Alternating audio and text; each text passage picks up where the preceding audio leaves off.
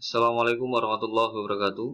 Ya, jumpa lagi di sesi terakhir dari PPU, yaitu tentang where evaluation atau kita gimana caranya kita mengolah data yang hasil kita melakukan pengukuran dan inspeksi supaya kita tahu apa yang harus kita lakukan selanjutnya. Ya, setelah kita pelajari tentang mekanisme terjadinya keausan, terus kita sudah mempelajari tentang inspeksi dan measurement, ya, apa saja yang harus diinspeksi dan harus diukur dalam program PPU, ya. Yang kali ini kita akan mengolah data, ya, atau where evaluation atau mengevaluasi tingkat keausan dari komponen-komponen undercarriage. Oke, lanjut. Nah, kita melakukan evaluasi ini pasti harusnya punya tujuan, ya. Kita harus punya tujuannya untuk apa? Kita bisa mengkalkulasikan atau menghitung persentase dari keausan sebuah komponen undercarriage, ya. Terus selanjutnya kita bisa mengestimasi, ya, hour life atau sisa umur, ya. Sisa umur dari komponen undercarriage tersebut. Kemudian kita bisa melakukan rekomendasi ke pemilik atau ke owner, ya, ini untuk mempersiapkan, ya, apa saja yang harus disiapkan untuk proses penggantian dari komponen undercarriage dan kita melakukan undercarriage management.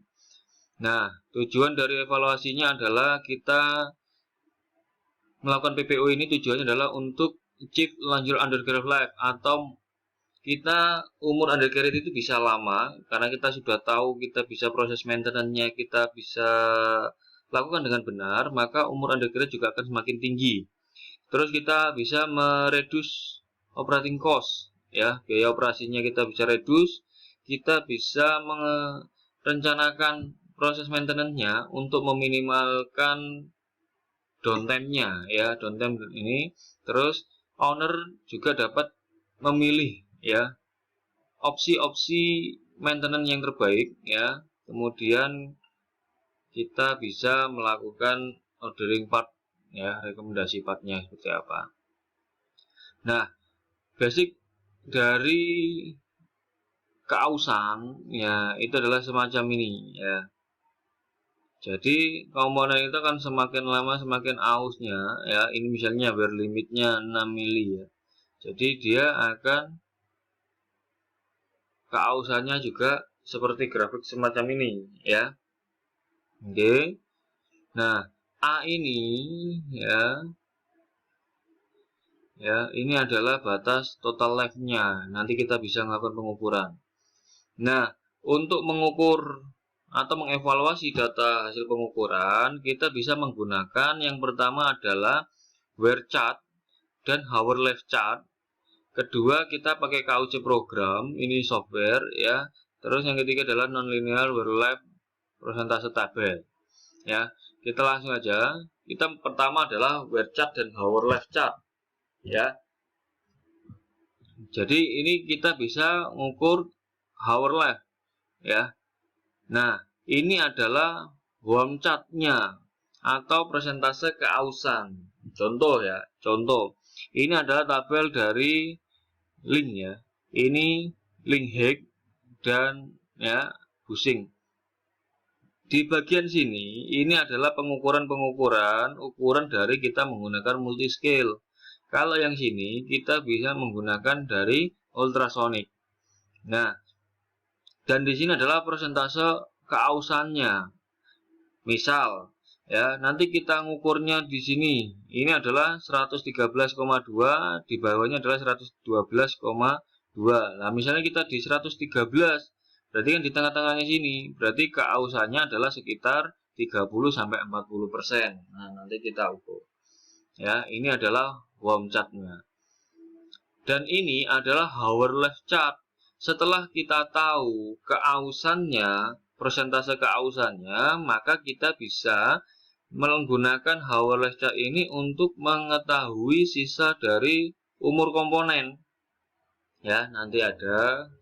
caranya kita kasih contoh ya. Ini adalah semacam ini hour left chart ini untuk busing, ini untuk, jadi beda-beda ya, beda-beda chartnya, beda-beda tergantung dari konstantanya di sini ya. Konstantanya kalau ini ada konstanta 2, ini adalah 1,3, ini juga 2, tapi ini akan berbeda ya. Oke, lanjut lagi contoh ya.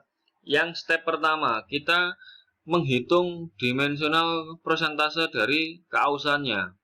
Ini busing, datanya adalah busing D65-12 ya, dengan menggunakan tipe busingnya adalah salt ya. Measurementnya, hasil pengukuran adalah 67,2 mili.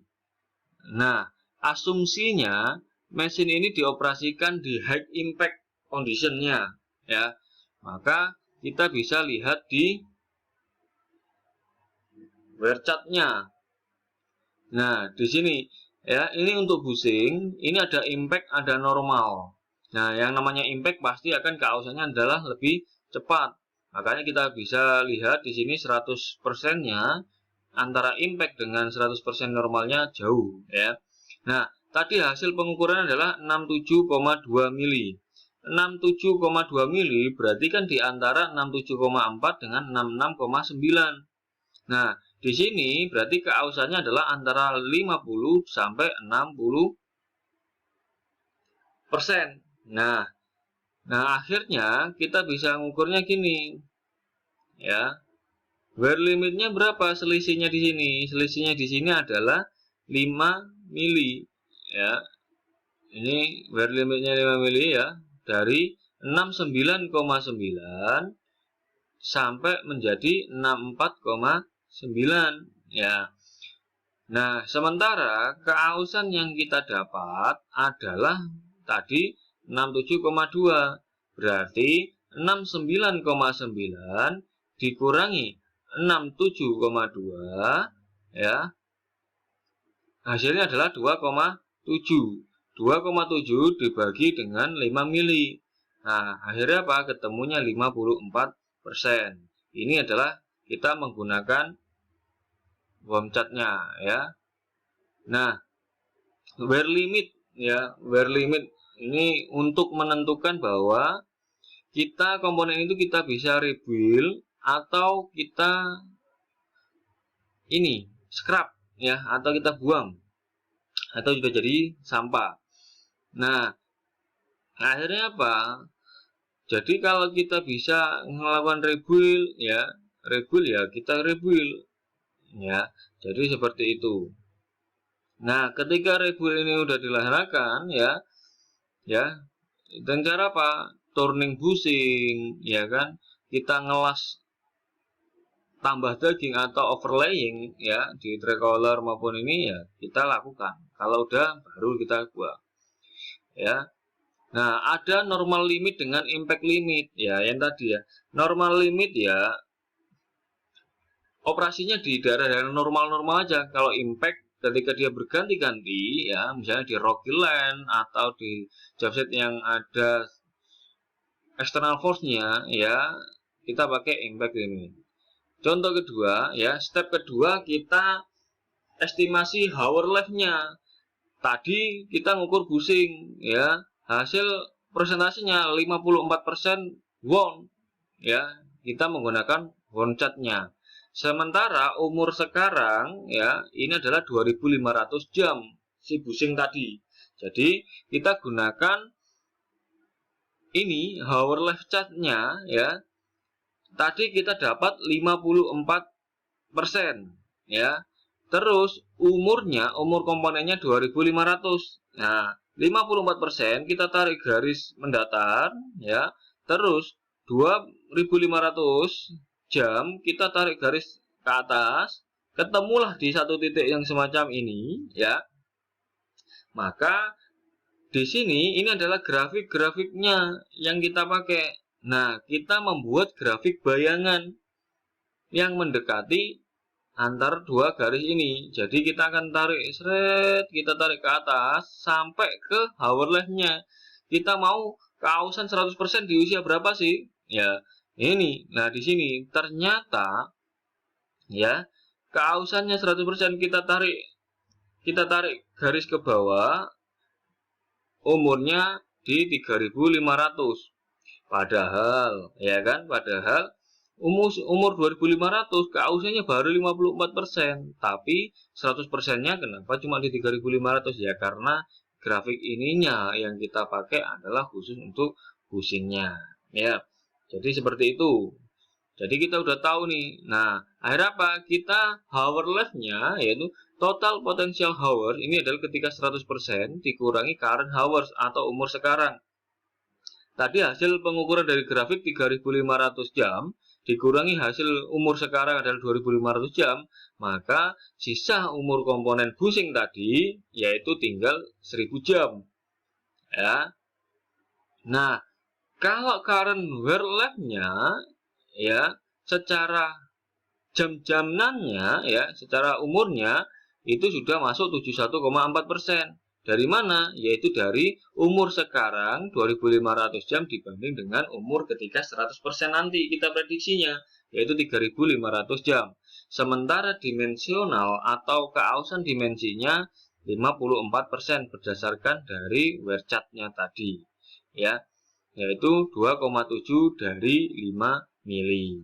Ya, itu pengukuran ya menggunakan bar chart dan hour left diagram.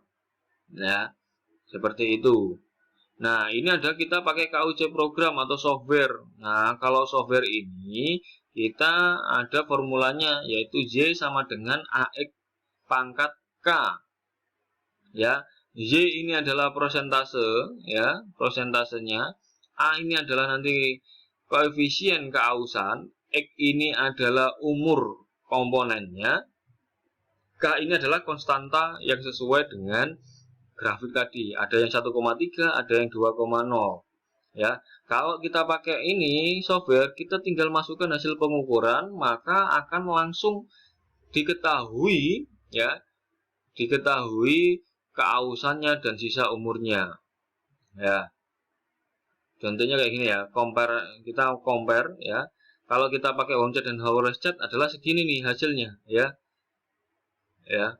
Ketika dimensinya adalah 54%, wear left-nya adalah 71,4%. Kalau kita pakai KUC ya, kita masukkan dimensinya 67,2, kita masukkan datanya ke program, kita akan mendapatkan wear left-nya yaitu 71,4%. Kemudian kita kalkulasikan total potential hours-nya ya, semacam ini.